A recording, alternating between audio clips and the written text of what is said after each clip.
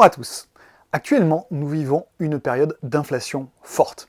Les prix augmentent très vite et dans de nombreux secteurs économiques.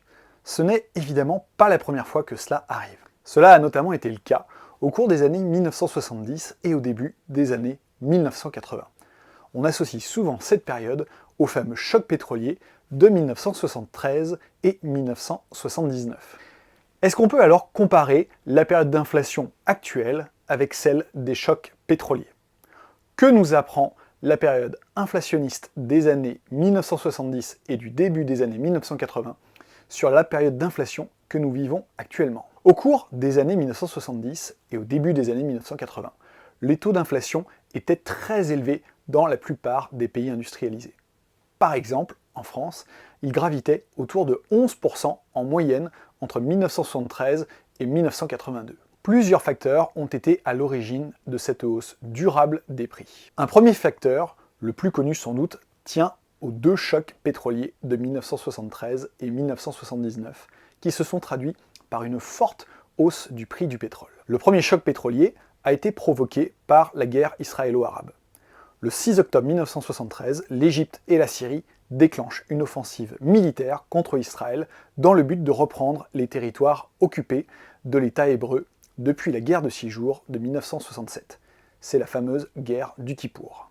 Quelques jours plus tard, les pays de l'OPEP, l'Organisation arabe des pays exportateurs de pétrole, décident d'accroître la pression sur l'Occident en réduisant leurs exportations de pétrole de 5% par mois jusqu'au retrait d'Israël des territoires palestiniens. Le cours du baril de pétrole s'envole alors.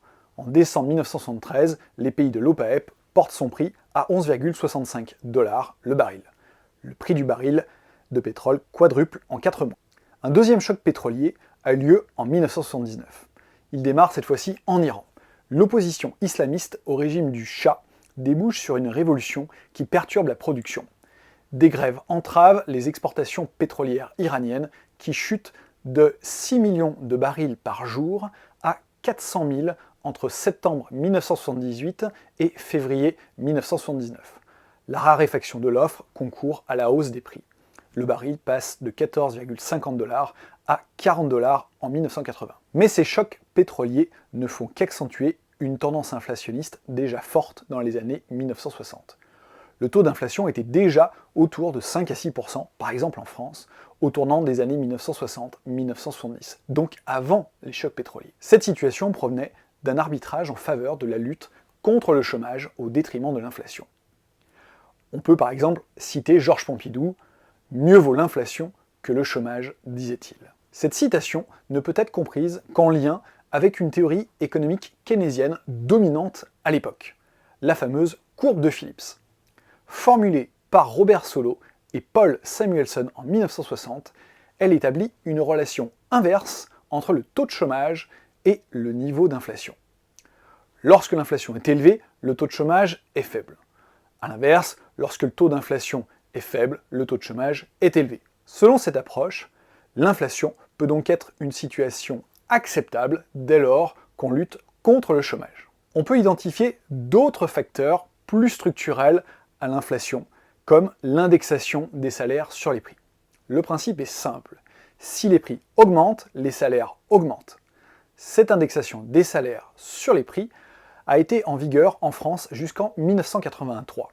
Elle a été à l'origine d'une boucle salaire-prix. La hausse des salaires augmente les coûts de production des entreprises, qu'elles répercutent sur le prix de vente, ce qui alimente à nouveau une hausse des salaires et des prix, etc., etc. L'inflation devient alors un mécanisme auto-entretenu. La lutte contre l'inflation change dès les années 1970 sous l'influence de Milton Friedman, le chef de file du courant libéral, le monétarisme. La lutte contre l'inflation devient alors l'objectif prioritaire de la plupart des pays industrialisés. Milton Friedman considère en effet que l'inflation est l'un des pires maux pour une économie. Elle réduit le pouvoir d'achat de nombreux agents économiques, mais surtout, elle brouille les anticipations de ces agents et freine l'activité économique. Par exemple, un producteur réfrène sa décision d'investir s'il n'arrive pas à anticiper l'évolution des prix, ce qui est bien entendu le cas lorsque l'inflation est forte. De nombreux pays industrialisés mettent alors en œuvre des politiques restrictives pour lutter contre l'inflation. La lutte contre l'inflation devient l'objectif prioritaire. C'est le cas aux États-Unis avec Paul Volcker, président de la Fed. Il décide de relever le principal taux d'intérêt directeur de la Fed, qui passe de 11,2% en octobre 1979 à 20% en juin 1981. Ces politiques monétaires restrictives s'accompagnent souvent de politiques budgétaires elles-mêmes restrictives, soit sous la forme d'une augmentation des recettes fiscales, soit sous la forme d'une baisse des dépenses publiques. Ces politiques monétaires et budgétaires restrictives entraînent alors un ralentissement de l'activité économique et une hausse du chômage dans de nombreux pays industrialisés. Pour l'ensemble des pays de l'OCDE, la croissance du PIB était supérieure à 4% entre 1976 et 1979, alors qu'elle est de 1,5% en 1981, moins 0,1% en 1982. L'effet de ces politiques déflationnistes est toutefois efficace. L'inflation baisse dans de nombreux pays industrialisés. C'est le cas en France avec la politique de désinflation compétitive mise en place dès 1983. Elle fait diminuer le taux d'inflation de 12% en 1982 à 2,5% en 1986. À partir des années 80, la plupart des pays industrialisés entrent donc dans une période de faible inflation qu'on appelle la grande modération. Parmi tous les pays de l'OCDE, le taux d'inflation moyen passe de 14,8% en 1980 à 7,1% en 1990 et 4,1% en 2000. La lutte contre l'inflation apparaît désormais comme un objectif prioritaire. Dans la zone euro, c'est évidemment le cas puisque la Banque Centrale Européenne a pour objectif principal la stabilité des prix autour de 2% chaque année. Cette période de la grande modération s'est poursuivie jusqu'à 2021 où les prix ont commencé à fortement progresser. C'est dans le cadre de cette grande modération qu'il faut comprendre la manière dont aujourd'hui les autorités politiques et monétaires luttent contre l'inflation. Il semble que ces autorités adoptent aujourd'hui les mêmes politiques que dans les années 1980 pour contrer la hausse des prix. On peut en effet constater la hausse des taux directeurs aux États-Unis, qui sont passés de 0,25 à 0,5% en mars 2022 à 3,75-4% depuis le mois de novembre 2022.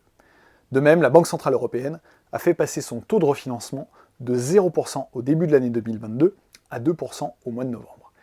Ces politiques monétaires restrictives pourraient s'accompagner de politiques budgétaires restrictives également, surtout après la période du Covid-19 qui s'est traduite par une augmentation de la dette publique. Dans ce contexte, il faudra sans doute envisager un ralentissement de l'activité économique et une hausse du chômage à court ou moyen terme, comme au début des années 1980. Les prévisions du Fonds monétaire international, le FMI, sont à ce titre explicites. Le dernier rapport du FMI sur les perspectives de l'économie mondiale d'octobre 2022 envisage un ralentissement de la croissance de 6% en 2021 à 3,2% en 2022 et 2,7% en 2023, soit le profil de croissance le plus morose depuis 2001. Toujours selon les projections du FMI, l'inflation mondiale passerait de 8,8% en 2022 à 6,5% en 2023 et 4,1% en 2024. Le FMI recommande bien entendu la mise en place de politiques restrictives, monétaires et budgétaires. Le traitement de l'inflation dans les années 1970-1980 semble donc se répéter en 2022. Toutefois, la situation n'est-elle pas différente aujourd'hui? C'est ce que postule un économiste français, Robert Boyer. Pour lui, on ne peut pas comparer la nature de l'inflation des années 1970 à celle de 2022. Les remèdes des années 1970-80 ne peuvent pas s'appliquer aujourd'hui en 2022. L'inflation actuelle est différente. Elle est le reflet d'un changement profond du mode de régulation de l'économie mondiale. Nous serions rentrés, selon Robert Boyer, dans un régime de pénurie de l'offre et l'inflation en serait la manifestation principale. Cette pénurie a plusieurs dimensions. Une première dimension de cette pénurie de l'offre a trait à l'organisation des chaînes globales de valeur.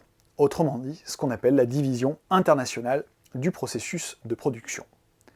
Depuis les années 1980, la concurrence internationale et la financiarisation des économies a poussé les pays industrialisés à rechercher les coûts de production les plus faibles et donc à externaliser les activités productives dans des pays à plus faible coût de main-d'œuvre lorsque c'était possible.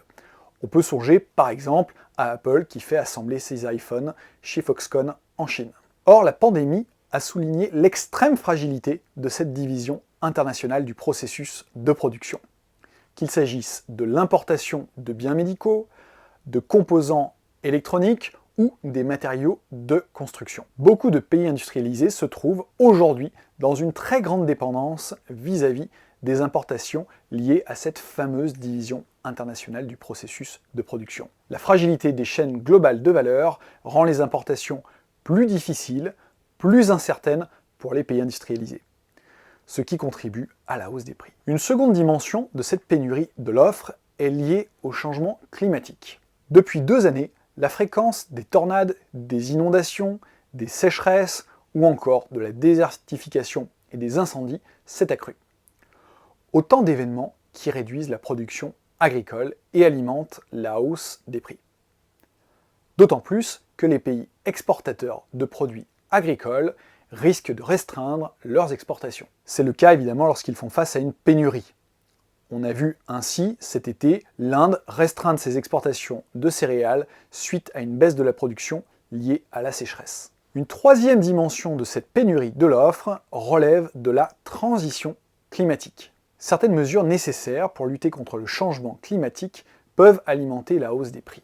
Si les pays industrialisés font le choix de l'électricité pour remplacer les énergies fossiles et décarboner, cela suppose d'utiliser des métaux rares comme le lithium, le cobalt ou le nickel. C'est la raison pour laquelle la demande pour ces produits ne cesse d'augmenter très fortement et va sans doute se poursuivre dans le temps.